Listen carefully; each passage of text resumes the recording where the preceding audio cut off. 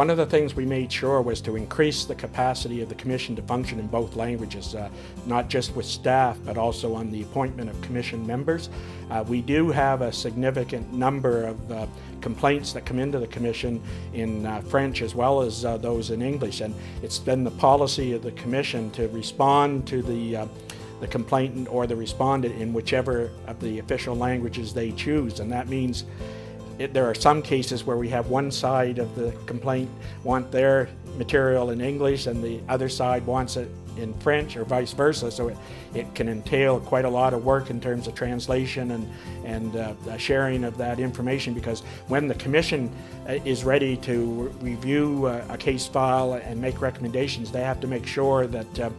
they're treating it with full knowledge of what's in the file. And we also made sure that while I was here soon after I came in, that Commission members actually read their files and actively participated in the discussions. We didn't want just a rubber stamp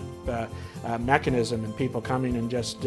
voting whatever was recommended by the staff. So we had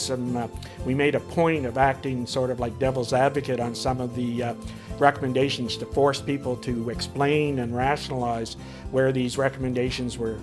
coming from and what was the legal jurisprudence that would be able to back them up, and also to make sure whatever decisions we made were defendable if either side chose to take the decision to judicial review. And I can say quite pleased that during the time I was here, we had very few cases from our decisions that were overturned by judicial review, and the one or two cases where that happened, it was on a technical point which I don't think reflected poorly on the work of the Commission, but there was other information that came to light upon the submissions of the other party that allowed the judge to send it back to have it reviewed again. And that's fair, because we want to make sure in the end that